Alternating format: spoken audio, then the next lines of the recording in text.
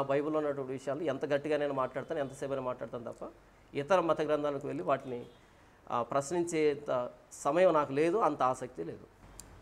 ముందుగా బైబిల్ దేవుడి గురించి చెప్పాల్సి వస్తే కనుక మోషే గురించి ప్రధానంగా మనం మాట్లాడుకుంటాం. ఎందుకంటే మోషే అనే ఒక ప్రవక్తగా చెప్పబడిన వ్యక్తి ఈ బైబిల్ దేవుడి క్యారెక్టర్ని ఇంట్రడ్యూస్ చేశాడు ఇస్రాయేలీస్కి అనేది నా వాదన. దానికి సంబంధించినటువంటి ఆధారాలు కూడా బైబిల్లో ఉన్నాయి. మోషే వచ్చి పరిచయం చేసేదాకా కూడా ఇస్రాయేలీస్కి యెహోవా అనే పేరు తెలియదు, యెహోవా అనే దేవుడు కూడా తెలియదు. వాళ్ళు ఒకానొక కారణంతో, ఏదో ఒక కారణంతో ఈజిప్టులో దాస్యంలో ఉన్నారు. అంటే సెకండ్ గ్రేడ్ పౌరులుగా, ప్రథమ పౌరులుగా కాదు, ప్రథమ పౌరసత్వం కలిగిన వారిగా కాకుండా ద్వితీయ శ్రేణి పౌరసత్వం కలిగిన వాళ్ళుగా, వాళ్ళ చేత కొన్ని శ్రమలు అనుభవిస్తున్న వాళ్ళుగా ఈజిప్టులో ఉన్నారు ఇస్రాయేలీస్.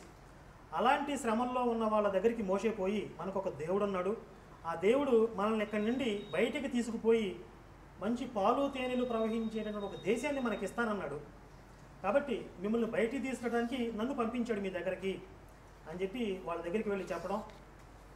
వాళ్ళు కొన్ని ప్రశ్నలు లేవనెత్తి దానికి సమాధానం చెప్పి వాళ్ళని నమ్మించి లేదా వాళ్ళని ఒప్పించి అక్కడ నుండి బయటికి తీసుకురావడానికి ప్రయత్నం ప్రారంభించడం. దానికి ఈజిప్ట్ రాజు ఫరో ఒప్పుకోకపోవటం, అతన్ని ఒప్పించడానికి కూడా కొన్ని మహిమలు మహత్కార్యాలుగా చెప్పబడినటువంటి కొన్ని విధ్వంసకరమైనటువంటి పనులు చేయటం ఈజిప్ట్లో. ఆ తర్వాత వీళ్ళు ఎలాగోలా బయటపడి అరణ్యంలో జర్నీ ప్రారంభించటం. మరి తర్వాత వాళ్ళు బైబిల్ దేవుడిగా చెప్పబడినటువంటి ఆ క్యారెక్టర్ చెప్పినటువంటి ఆ దేశానికి వీళ్ళు వెళ్ళగలిగారా లేదా అనేది బైబిల్లో ఉన్నటువంటి మొదటి 5 పుస్తకాల్లో ఆదికాండం, నిర్గమకాండం, లేవీకాండం, సంఖ్యాకాండం, ద్వితీయోపదేశకాండం, ఈ 5 కాండాలలో ప్రధానంగా దీనికి సంబంధించినటువంటి వివరాలు ఉంటాయి. అయితే ఆదికాండంలో పెద్దగా దీనికి సంబంధించిన వివరాలు ఉండవు, కానీ నిర్గమకాండం దగ్గర నుంచి ఇజ్రాయేలీసు ఈజిప్టులో ఉన్న దగ్గర నుంచి కూడా నిర్గమకాండం ప్రారంభమవుతుంది. దానికి ముందు వీళ్ళందరూ ఈ సంతతి ఇస్రాయేలీస్ సంతతి ఈజిప్టుకి ఎలా వలస వెళ్ళారు అనేది ఆదికాండంలో వాళ్ళ పూర్వీకుల చరిత్ర ఏంటనేది ప్రధానంగా ఉంటుంది. అయితే నేను ఇంతకుముందు చెప్పినట్లుగా బైబిల్లో దైవిక లక్షణాలు, బైబిల్ దేవుళ్ళలో దైవిక లక్షణాలు ఎందుకు లేవు అని అంటున్నానంటే, మొత్తం బైబిల్ అంతా కూడా ఇందులో పాత నిబంధన ఒక 786 పేజీల దాకా ఉందండి సుమారుగా. నా అంచనా కరెక్ట్ అయితే ఒకసారి చూస్తాను. 787 పేజీలు ఉందండి. 787 పేజీలలో ఒక 2-3 పేజీలు అంటే నిన్ను వలె నీ పొరుగు వారిని ప్రేమించుము, ఇలాంటి వాక్యాలన్నీ ఒక్కొక్క సెంటెన్స్ తీసుకుని ఒక చోట పేరిస్తే మంచి మంచి వాక్యాలు ఒక 2-3 పేజీలు అవుతాయండి. అవి లోకంలో ఎవరికైనా చెప్పడానికి కానీ వినడానికి కానీ బాగుంటాయి. మిగిలిన 785 పేజీలంతా కూడా అసలు మనకు పనికిరందే ఉంటుంది, మనకు సంబంధం లేని విషయాలు. ఇజ్రాయేలీస్ వాళ్ళ తాత ముత్తాతలు ఎక్కడ తిన్నారు, ఎవరితో పడుకున్నారు, ఎలాంటి రిలేషన్స్ కలిగి ఉన్నారు, వాళ్ళు ఎవరిని దోచుకున్నారు, ఎవరిని పరిపాలించారు, వీళ్ళని ఎవరు దోచుకున్నారు, వాళ్ళని ఏ రాజులు పరిపాలించారు, మొత్తం ఇజ్రాయేలీస్ చరిత్ర ఉంటుందండి. అది వేరే జాతికి అసలు సంబంధం లేనిది బైబిల్. వీళ్ళు అంటే పాస్టర్లు చాలామంది ప్రచారం చేసిన కొన్ని వాక్యాలు అంటే అవన్నీ కూడా మొత్తం పాత నిబంధనలో కొత్త నిబంధనలో ఏర్చి కూర్చి 2-3 పేజీలు అవుతాయండి. నేను ఇప్పుడు పాత నిబంధనలో 785 పేజీలు అసలు మనకు సంబంధం లేని విషయాలు, అందులో కూడా హింస, రక్తపాతం, అశ్లీలం, మూఢనమ్మకాలు ఇలాంటివి చాలా ఉన్నాయి. అయితే మరికి నేను ఫస్ట్ మోషే దగ్గరకు వస్తాను. మోషే దగ్గరకు వచ్చే ముందే బైబిల్ దేవుడి క్యారెక్టర్ గురించి ఒక 2 విషయాలు నేను చెప్పదలుచుకున్నాను. అదేంటంటే ద్వితీయోపదేశకాండం 7వ అధ్యాయం 6వ వచనంలో బైబిల్ దేవుడిగా చెప్పండి యెహోవా ఏమంటున్నాడంటే,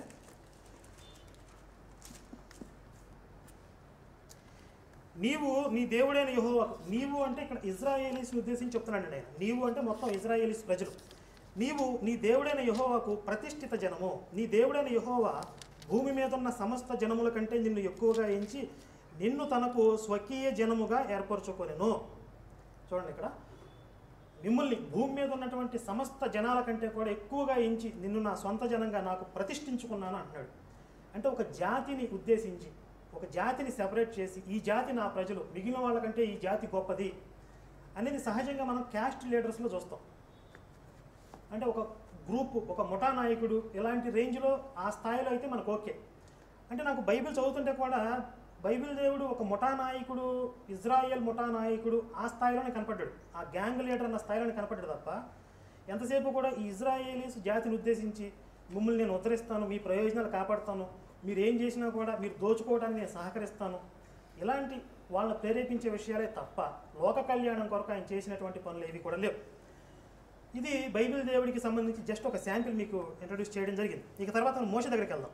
ఇంతకుముందు చెప్పినట్లుగా ఈ ఈజిప్టులో ఉన్నటువంటి ఇజ్రాయేలీస్ని బయటికి తీసుకురావడానికి ఈయన చేసినటువంటి ఆ ప్రయత్నాలు కానీ ఆ జర్నీ కానీ ఒకసారి చూస్తే మోషే బైబిల్ దేవుణ్ణి ఇంట్రడ్యూస్ చేశాడు, ఆయనే క్రియేట్ చేశాడు అనే భావన మీకు వస్తుందో లేదో నేను కొన్ని ఆధారాలు చెప్తాను, అవి మీరు పరిశీలించుకోండి. ఒకసారి నిర్గమాకాండం 2వ అధ్యాయం 11వ వచనం చూడండి. బైబిల్ ఉన్నవాళ్ళు, తెలియని వాళ్ళు, హిందువులకి బైబిల్ ఉండదు, వాళ్ళకి తెలియదు కాబట్టి నేను చెప్పేది మీరు వినండి. నేను బైబిల్లో లేని విషయాలు చెప్పను, ఒకళ్ళు చెప్పినా నా పక్కన ఉన్న వక్త ఒప్పుకోరు కాబట్టి ఆయన ఎక్స్పోజ్ చేస్తారు. 2వ అధ్యాయం 11వ వచనం.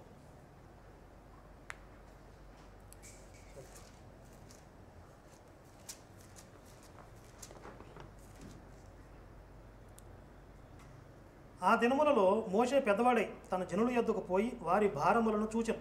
అంటే ఇజ్రాయేలీస్ ఈజిప్ట్లో ఆ దాస్యంలో ఉన్నారని చెప్పుకున్నాం కదా, వాళ్ళు పడుతున్నటువంటి బాధలు చూశాడు. అప్పుడు అతడు తన జనులలో ఒక హెబ్రీయుని, అంటే హెబ్రూ భాష మాట్లాడే వాళ్ళని హెబ్రీయుడు అని అంటారు. ఈ ఇజ్రాయేలీస్ హెబ్రీ భాష మాట్లాడతారు కాబట్టి వీళ్ళని హెబ్రీయులు అనే పేరుతో కూడా పిలిచారు. ఒక హెబ్రీయుని ఒక ఐగుప్తీయుడు కొట్టగా చూచెను. ఇశ్రాయేలు వ్యక్తిని ఒక ఐగుప్తీయుడు కొట్టాడు. అతడు అటూ ఇటూ తిరిగి చూచి ఎవడనూ లేకపోగా ఆ ఐగుప్తీయుని చంపి ఇసుకలో వాణ్ణి కప్పిపెట్టాను. ఎవరు? మోషే. మోషే అనేవాడు ఏం చేశాడు? అటు ఇటు చూశాడు, ఎవ్వరు లేరు, ఆ ఐగుప్తీయుని కొట్టి వాడిని ఇసుకలో కప్పెట్టేశాడు. ఇక్కడ మోషే ఇంట్రడక్షన్ ఇది. మోషే పెద్దవాడు అయిన తర్వాత ఇంట్రడక్షన్. చిన్నపిల్లాడప్పుడు వేరే కథ ఉంటుందని అప్రస్తుతం. ఇది ఒక సినిమాలో ఒక విలన్ క్యారెక్టర్ ఎంట్రీ లాగా అనిపించింది నాకు. అంటే రావడం ఒక మర్డర్తో ఎంట్రీ అయ్యాడు. దానికి కూడా కారణం ఏంటి అని అంటే ఇజ్రాయెల్ వాడు ఐగుప్తు వాడు పోరాడుకుంటున్నారు, ఇతను కొట్టాడు. అంటే అతనికి సర్ది చెప్పే విధానంలో కానీ లేకపోతే అతన్ని కంప్లైంట్ చేసి అధికారులకి కంప్లైంట్ చేసి న్యాయ పోరాటం కానీ అసలు ఎందుకు గొడవ అవుతుంది, ఎవరు తప్పు అనే వివరాలు కూడా అక్కడ లేవు. డైరెక్ట్గా అటు ఇటు చూశాడు, వాడిని చంపేశాడు, చంపి ఇసుకలో పాతి పెట్టేశాడు. అంటే ఇది పక్కా ప్రొఫెషనల్ ఒక నేరస్తుడి స్వభావం. అంటే ఒక హత్య చేయడానికి వెరవకుండా చేయడానికి ముందు జాగ్రత్తలు తీసుకున్నాడు, ఎవరైనా ఉన్నారేమో చూశాడు, హత్య చేశాడు, ఆధారాలను ధ్వంసం చేశాడు. అంటే మనం షార్ట్ టెంపర్లో చేసే కొన్ని పొరపాట్లు తప్పులు ఉంటాయి. అది చేసిన తర్వాత వాళ్ళు భయపడిపోయి అక్కడి నుంచి పారిపోవటం, ఇంకేదో తప్పు చేయడం అలాగే జరుగుతుంది. కానీ మోషే పక్కాగా ఒక ప్రొఫెషనల్ క్రిమినల్ ఏం చేస్తాడో ఎవరూ లేకుండా చూసుకుని వాడిని చంపేసి ఇసుకలో పాతి పెట్టేసి ఆధారాలు ధ్వంసం చేసి వెళ్ళిపోయాడు. ఇది మోషే ఇంట్రడక్షన్ అండి. ఈయన క్యారెక్టర్. ఈయన బైబిల్లో గొప్ప ప్రవక్త. మోషే నా ఇల్లంతట్లో నమ్మకమైన వాడు అని చెప్పి బైబిల్ దేవుడు చెప్పాడు. అతను అందరికంటే సాత్వికుడు అని కూడా చెప్పాడు. మోషే ఎంతటి సాత్వికుడో మీరు చూస్తారు ఇప్పుడు బైబిల్లో. తర్వాత ఈ ఇజ్రాయేలీస్ని బయటికి తీసుకురావాలి అనే ఒక కాన్సెప్ట్ ఉంది కదా ఈయనకి. అప్పుడు ఈయన ఏం చేశాడు? ఈ మర్డర్ చేసిన తర్వాత వేరే దేశం మిద్యాను దేశానికి పారిపోయాడు. అక్కడ ఆ మిద్యాను యాజకుడైనటువంటి యిత్రో అనే వ్యక్తి ఉంటాడు, అతని కూతుర్ని పెళ్లి చేసుకుంటాడు, మొత్తానికి అక్కడ సెటిల్ అయిపోతాడు. మళ్ళీ ఒక 80 సంవత్సరాల తర్వాత తిరిగి వస్తాడు. తిరిగి వచ్చి ఎందుకు తిరిగి వస్తాడు? ఈయనకు ఒక రోజు గొర్రెలు మేపుతుంటే అక్కడ బైబిల్ దేవుడు ఈయనకి కనపడ్డాడంట. అక్కడ కనపడి ఏం చెప్తున్నాడు? ఒకసారి 3వ అధ్యాయం 17వ వచనానికి వెళ్దాం.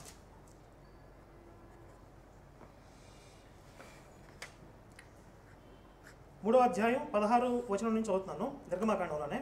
నీవు వెళ్ళి ఇశ్రాయేలీయుల పెద్దలను పోగుచేసి మీ పితరులైన దేవుడైన యెహోవా అనగా అబ్రహాము, ఇస్సాకు, యాకోబుల దేవుడు నాకు ప్రత్యక్షమై ఇట్లనెను, నేను మిమ్మల్ని ఐగుప్తులో మీకు సంభవించిన దాన్ని నిశ్చయముగా చూచితిని. ఐగుప్తు బాధలో నుండి పాలు తేనెలు ప్రవహించు దేశమునకు అనగా కనానీయులు, హిత్తీయులు, అమోరీయులు, పెరిజ్జీయులు, హివ్వీయులు, ఎబీసీయులు అన్న దేశమునకు మిమ్ము రప్పించేదనని సెలవిచ్చితినని వారితో చెప్పము.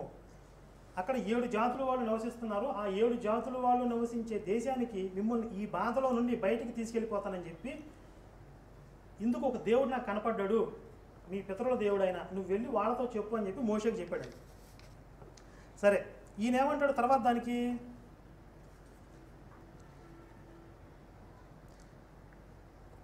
మరి నేను వెళ్ళి వాళ్ళతో చెప్పిన తర్వాత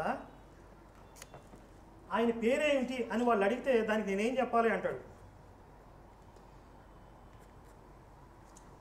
10 నిమిషాలు 5 minutes. ఓకే సరే, నేను క్లుప్తంగా చెప్తాను, దీనికి సంబంధించి మళ్ళీ డీటెయిల్కి వెళ్దాం. అయితే ఇక్కడ మోషే ఏం చెప్తున్నాడు అంటే ఆ బైబిల్ దేవుడితో కాన్వర్జేషన్.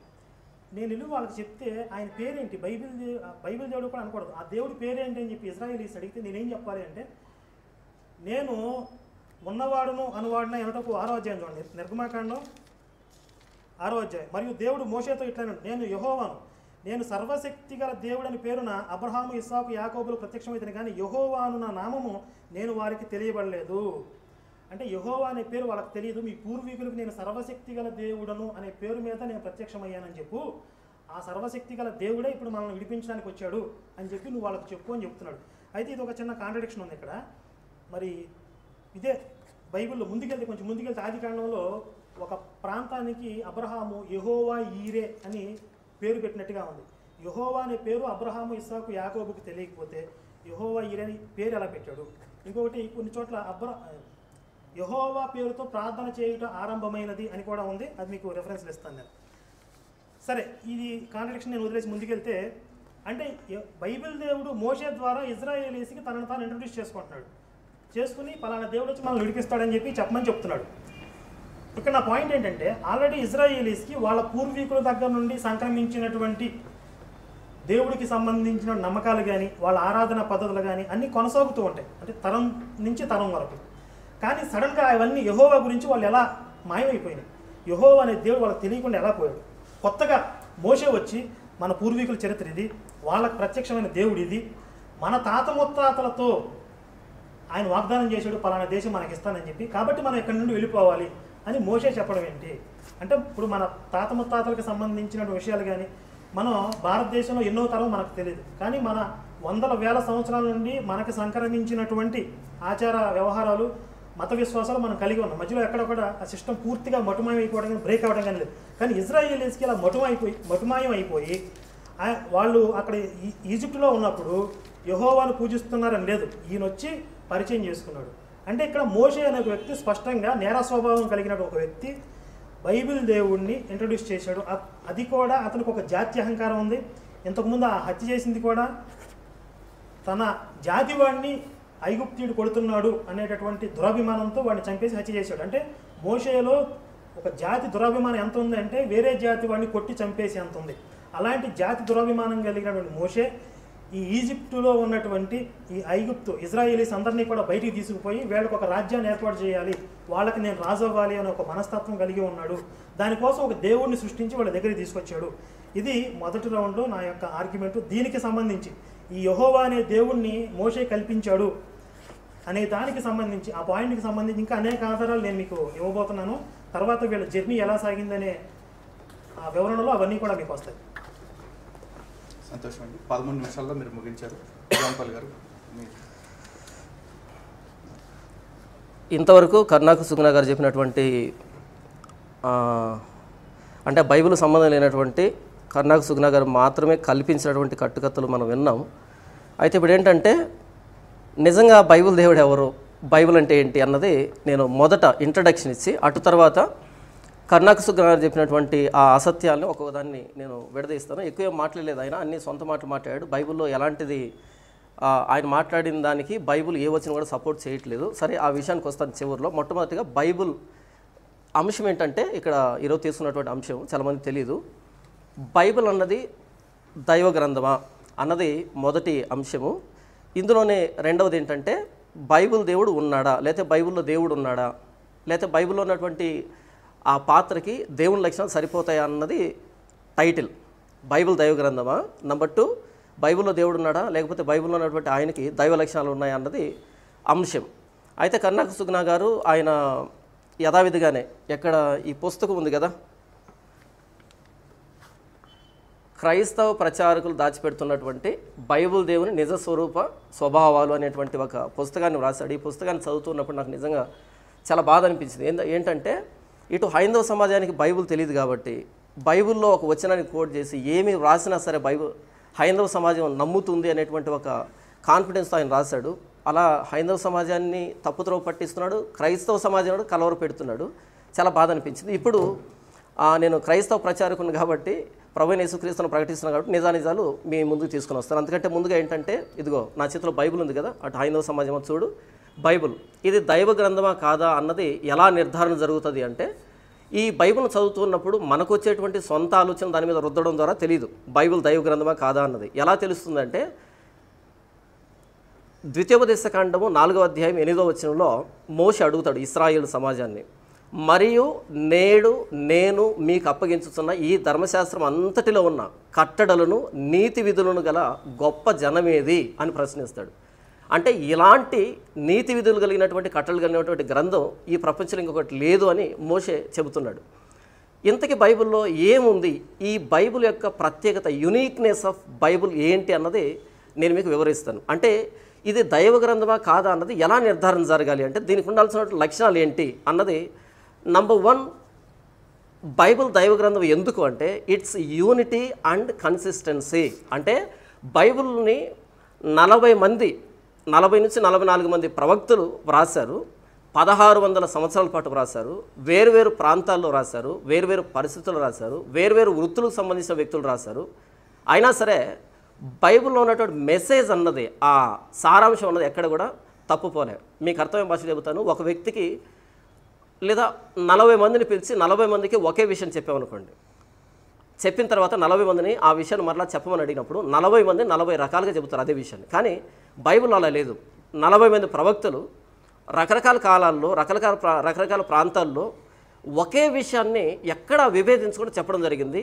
వారందరూ చెప్పిన విషయాలన్నీ ప్రభువైన యేసుక్రీస్తు అని చూపెడుతూ ఉన్నాయి. ప్రభువైన యేసుక్రీస్తు అనే ఆ ఇమేజ్ని చూపించడానికి వాళ్ళు రేస్ లాగా, కిరణాలుగా ఉపయోగపడ్డారు. వాళ్ళు రాసినటువంటి ప్రవచనాలు కానీ, ఆ మొరాలిటీ కానీ, ఆ ఫిలాసఫీ కానీ, ఆ సైన్స్ కానీ, ఆర్కియాలజీ కానీ, హిస్టరీ కానీ ప్రతిదీ కూడా ప్రభువైన యేసుక్రీస్తులో మ్యాచ్ అవుతున్నాయి.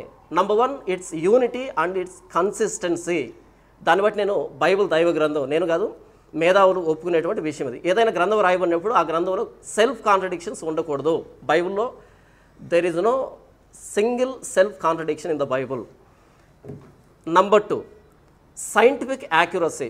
ఇక్కడ నేను చెప్తున్నటువంటి అంశాలకి ఒక్కో దానికి ఒక్కో ఉదాహరణ మాత్రమే ఇస్తాను, ఎందుకంటే ఇక్కడ సమయం సరిపోదు కాబట్టి. తర్వాత చర్చలోకి వెళ్ళిన తర్వాత చాలా ఎగ్జాంపుల్స్ మీకు ఇస్తాను. Number 1, scientific accuracy. ఇందులో మనం చూస్తే యోబు గ్రంథంలో మనం చూస్తే 28లో మనం చూస్తే దేవుడు భూమిని శూన్యంలో వేలాడదీశాడు అనేటువంటి మాట రాయబడింది.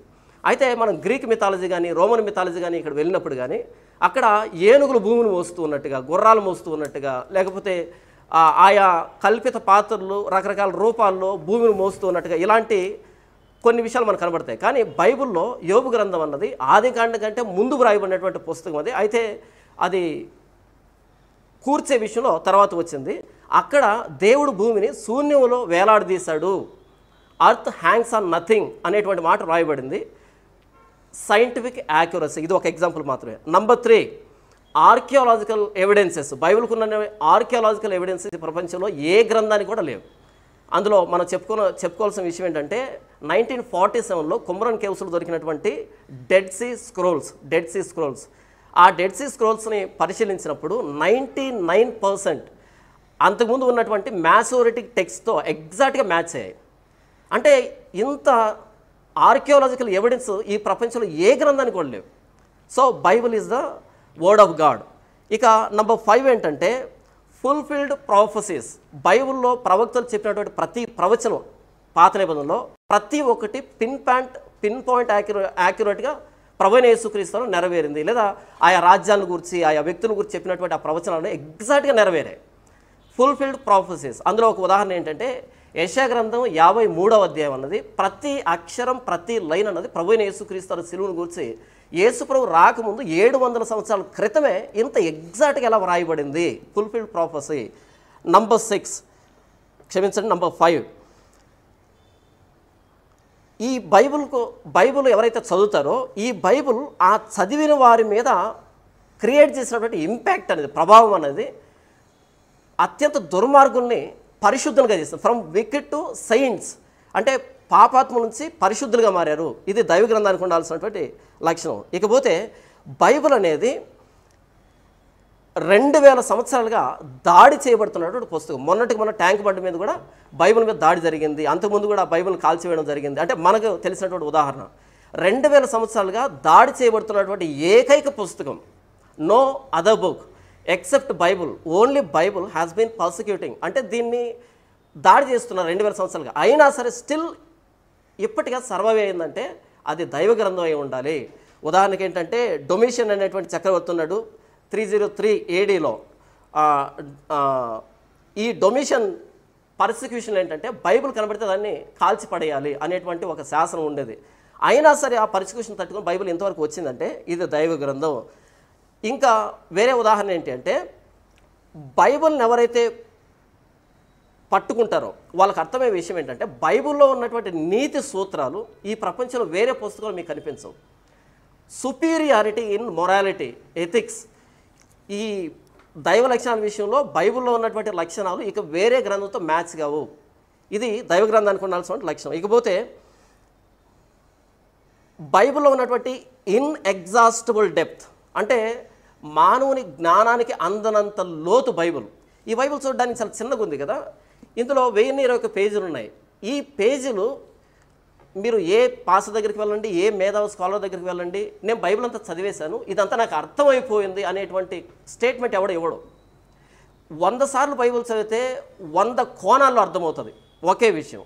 అంటే మానవుడు రాసినటువంటి పుస్తకం అన్నది అయిపోతుంది 2-3 సార్లు చదివినప్పుడు ఇకేముంది ఇందులో అనిపిస్తుంది. కానీ బైబిల్ చదువుతున్నప్పుడు ఎన్నిసార్లు చదివితే అన్ని కొత్త విషయాలు బయటకు వస్తాయి.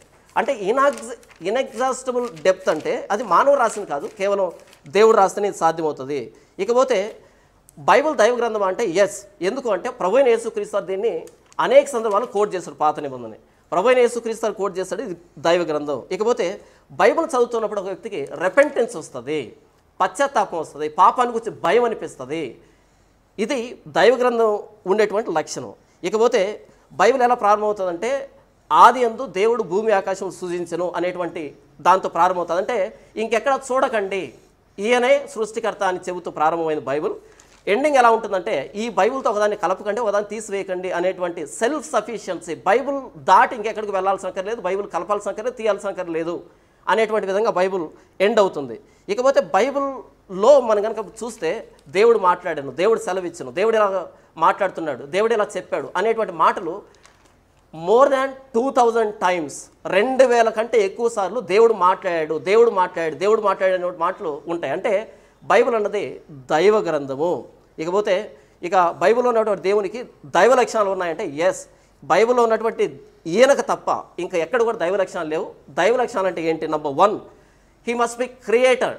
ఆయన క్రియేటర్ అయి ఉండాలి. ఆదికాండం మొదటి వచనంలో ఆది యందు దేవుడు భూమి ఆకాశం సృజించెను, ఇది క్రియేటర్ ఉండే లక్షణం. బైబిల్లో ఉన్న దేవుడు ఇలా ప్రారంభమైంది. తర్వాత మేకర్ ఆఫ్ మ్యాన్, ఈయన మానవుని కలిగజేస్తున్న దేవుడు. దేవుడు నేల వంటితో నరుని నిర్మించి వాడి నాసికారంధ్రంలో జీవవాయువుగా వాడు జీవాత్మాయను మానవుని సృష్టించింది బైబిల్లో ఉన్న దేవుడే. తర్వాత ఓమ్నిషియన్స్ అంటే ఆయన సర్వజ్ఞాని, ఓమ్నిపొటెంట్ సర్వశక్తివంతుడు, ఓమ్నిషియంట్ ఓమ్ని ప్రజెన్స్ ఆయన సర్వవ్యాపి. తర్వాత ఇన్ఫైనైట్ అంటే ఆయన అపరిమితమైన వాడు. వీటన్నిటికీ నేను ఉదాహరణలు తర్వాత ఇస్తాను, అంటే సమయం అయిపోతుంది కాబట్టి. ఎటర్నల్ ఆయన శాశ్వతుడు. తర్వాత ఇమ్యూటబుల్ ఆయన మార్పు లేనివాడు. 10 నిమిషాలు అయిందండి. ఉందన్న. తర్వాత విజ్డమ్ ఆయన జ్ఞాని, సర్వజ్ఞాని. తర్వాత హోలీనెస్ ఆయన పరిశుద్ధుడు పరిశుద్ధుడు పరిశుద్ధుడు. జస్టిస్ ఆయన న్యాయవంతుడు. లవ్ ఆయన ప్రేమ స్వరూపి. ఫాదర్ దేవుడు అందరి తండ్రి, ఎందుకంటే ఆయన కదా మనందరూ సృష్టించాడు. కాబట్టి బైబిల్ దైవ గ్రంథం అంటే దైవ గ్రంథానికి ఉండాల్సిన లక్షణాలు చెప్పాను, అవన్నీ బైబిల్లో ఉన్నాయి. నంబర్ 2, బైబిల్లో ఉన్నటువంటి ఈయన నిజంగా దేవుడా అంటే దేవుడికి ఉండాల్సిన లక్షణాలన్నీ చెప్పాను. ఈ లక్షణాలు నేను చదివినటువంటి ఈ లక్షణాలు ఇక ఏ దేవుడిగా పిలువబడుతున్నటువంటి ఏ పాత్రకు ఉన్నాయో ఒకసారి మీరు పోల్చుకోండి. Number 1 creator, number 2 maker of man, number 3 omniscient, omnipresent, omnipotent, infinite, eternal, immutable, holiness, justice, love and heavenly father. ఈ లక్షణాలు ఏ దేవుడిగా పిలువబడుతున్న పాత్రకైనా ఎక్కడైనా ఉన్నాయేమో మీరు చెక్ చేయండి. ఇప్పుడు నేను రాసుకొచ్చినటువంటి ఈ లక్షణాలు నేను రాసినవి కాదు, ఇవి మేధావులు చెప్పినటువంటి లక్షణాలు. ఎందుకంటే ఆయనే దేవుడు అవుతాడు. తర్వాత బైబిల్ దైవ గ్రంథం అంటే బైబిల్ మానవుణ్ణి ఎంతగా ప్రభావితం చేస్తుందంటే, హెబ్రీ పత్రికలో రాయబడింది కదా, దేవుని వాక్యము సజీవమై బలము గలదై ఎటువంటి రెండంచులు గల ఖడ్గము కంటే వాడిగా ఉండి ప్రాణాత్మ దేహాన్ని కీళ్ళని మూలుగుని విభజించినంత మట్టుకు దూరుచు హృదయం యొక్క రహస్యాన్ని అంతరంగాలన్నింటినీ ఆలోచనలు శోధించుతున్నది అని వ్రాయబడింది. కేవలం బైబిల్ చదివినప్పుడు మాత్రమే ఒక వ్యక్తి తాను పాపిని గ్రహిస్తాడు. కేవలం బైబిల్ చదివినప్పుడు మాత్రమే దేవుడు పరిశుద్ధుడనే విషయం అర్థమవుతుంది. కేవలం బైబిల్ చదివినప్పుడు మాత్రమే ప్రభువైన యేసుక్రీస్తు శిలువ త్యాగం ఒక వ్యక్తికి అర్థమవుతుంది. సో నేను చెప్పేది ఏంటంటే, ఈ బైబిల్ మాత్రమే దైవ గ్రంథం. ఈ బైబిల్ చూపించినటువంటి సైన్యములకు అధిపతి యెహోవా మాత్రమే దేవుడు. పాత నిబంధనల పరిభాషలో అయితే, క్రొత్త నిబంధనల పరిభాషలో అయితే ప్రభువైన యేసుక్రీస్తు మాత్రమే దేవుడు సృష్టికర్త. యోహాను సువార్త 1:1 రాయబడిన మాట ఏంటంటే, ఆదియందు వాక్యం ఉండను, వాక్యము దేవుని యొద్ద ఉండను, వాక్యము దేవుడై ఉండను. ఆ వాక్యం శరీరధారిగా కృపా సత్య సంబంధంగా మన మధ్యకి వచ్చాను. ఆయన ప్రభువైన యేసుక్రీస్తు కలిగి ఉన్నది ఇది, ఆయన లేకుండా కలగలేదు అనే మాట వ్రాయబడింది. సరే, ఇంతవరకు నేను బైబిల్ దైవ గ్రంథమా, బైబిల్లో ఉన్నటువంటి దేవుని లక్షణాలు ఉన్నాయని చెప్పాను. ఇప్పుడు కర్ణాకర్ సుగుణ గారు లేవదీసినటువంటి అసత్యాలను నేను కొట్టివేసే ప్రయత్నం చేస్తున్నాను. మోషే యెహోవా పేరు పరిచయం చేశాడు అనేటువంటి మాట చెప్పాడు. దానికి బైబిల్లో ఆధారం ఏంటో కర్ణాకర్ గారు నాకు చెప్పాలి. ఇకపోతే ఓల్డ్ టెస్టిమెంట్ అన్నది, పాత నిబంధన అన్నది మనకు కాదు, అది కేవలం ఇశ్రాయేలుకి అని అన్నాడు. మరి ఓల్డ్ టెస్టిమెంట్లో వ్యభిచరింపకూడదని ఉంది, నరహత్య చేయకూడదని ఉంది, తల్లిదండ్రులను సన్మానించాలని ఉంది, అబద్ధ సాక్ష్యం పలకూడదని ఉంది, పొరుగు వారిని ఆశించకూడదని ఉంది, పరిశుద్ధంగా బ్రతకాలని ఉంది. ఇవన్నీ కూడా ఇశ్రాయేలుకి మాత్రమే, భారతదేశంలో మనకు పనికిరావా, మనం వ్యభిచారం చేయొచ్చా? ఇకపోతే గాడ్స్ క్యారెక్టర్ అనేది ఆయన ద్వితీయోపదేశకాండ 7వ అధ్యాయం 6వ వచనంలో ఆయన అమోరీయుల్ని, కనానీయులు వీళ్ళందరూ చంపమని దేవుడు చెప్పాడు. ఈయన ఒక ముఠా నాయకులాగా ఉన్నాడు అని ఈయన అన్నాడు. మరి 7వ అధ్యాయం దాటి 9వ అధ్యాయం 1వ వచనం నుంచి 4వ వచనాలని అంటే ఎందుకు కరుణాకర్ గారు చూడలేకపోయారన్నది నా ప్రశ్న. ఒకసారి నేను చదివి వినిపిస్తాను చూడండి. అక్కడ 9వ అధ్యాయం 1వ వచనం నుంచి 4వ వచనం వరకు అంటే కనానీయుల్ని, అమోరీయుల్ని, హిత్తీయుల్ని, హివ్వీల్ని చంపమన్నాడు ముఠా నాయకుల్లాగా అని అంటే ఎందుకు చంపమన్నాడు? ఊరికే చంపమన్నాడు. నేను ముందే చెప్పాను కదా, దైవ లక్షణంలో జస్టిస్ అనేది ఆయన లక్షణం. జస్టిస్ అంటే న్యాయం. న్యాయమూర్తికి అన్యాయం జరిగినప్పుడు శిక్షించడమే తెలుసు కదా, శిక్షాస్మృతి అదే చెప్తుంది కదా. If he is God of justice, he should be ఆయన పనిష్ చేయాలంతే.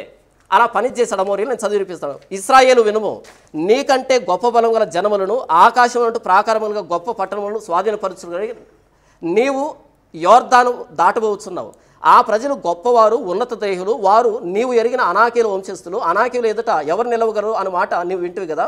కాబట్టి నీ దేవుడైన యెహోవా తానే దహించు అగ్ని వలె నీ ముందర దాటిపోతున్నాడు. నేడు నీవు తెలుసుకును. ఆయన వారిని నశింపచేసి నీ ఎదుట వారిని కూలద్రోయను. యెహోవా నీతో చెప్పినట్లు నీవు వారిని వెళ్ళగొట్టి వేగమే వారిని నశింపజేసినావు. నీ దేవుడని యెహోవా నీ ఎదుటి నుండి వారిని తోలివేసిన తర్వాత నేను ఈ దేశమును స్వాధీనపరుచుకున్నట్లుగా యెహోవా నా నీతిని బట్టి నన్ను ప్రవేశపెట్టినని అనుకొనవద్దు. ఈ జనముల చెడుతనమును బట్టి యెహోవా నీ ఎదుటి నుండి వారిని వెళ్ళగొట్టుచున్నాడు. దేవుడు వారిని ఎలా వెళ్ళగొట్టాడంటే కేవలం వారి అవినీతిని బట్టి అంటాయబడింది. అంటే గాడ్ ఆఫ్ జస్టిస్ కాబట్టి ఆయన వెళ్ళగొట్టాడు. ఇకపోతే కర్ణాకర్ సుగుణ గారు యెహోవా అనే పేరు యెహోవా ఈరే అని ఉంది. ఇక్కడేమో యెహోవా అనే పేరు తెలీదు అనేటువంటి మాట చెప్పాడు కదా. యెహోవా అనే పేరు నాట్ జస్ట్ లెటర్స్ కాదు అవి. 33వ అధ్యాయం నిర్గమకాండం 19వ వచనం ప్రకారం ఆయన క్యారెక్టర్, ఆయన స్వభావం, ఆయన కనికరము, ఆయన దయ, ఆయన కృప, ఆయన ఇవన్నీ కూడా క్యారెక్టర్స్ అని 34:6 వచనం ప్రకారం కూడా ఒక్క చిన్న మాట అన్న. తర్వాత ఈయన కర్ణాకర్ సుగుణ గారు యెహోవా అనేటువంటి పేరు మటుమాయం అయిపోయింది, ఎవరికి తెలియదు అని అన్నాడు. ఎక్కడుంది ఆ రెఫరెన్స్ ఒకసారి నాకు చెప్పాలి. తర్వాత జాత్యహంకారం అన్నాడు. మరి మోషే ఇశ్రాయేల్ పక్షాన యుద్ధం చేయడం అన్నది జాత్యహంకారం అయితే మరి మన స్వాతంత్ర సమరయోధులు బ్రిటిష్ వాళ్ళతో చేసింది ఏంటి? అది జాత్యహంకారమేనా? తర్వాత రాజ్యం స్థాపించాలని, రాజుగా మారాలని, దేవుని సృష్టించాడనే మాట కర్ణాకర్ గారు ప్రయోగించారు. మరి ఆ రెఫరెన్స్ ఎక్కడుందో బైబిల్లో నాకు చూపించాలి.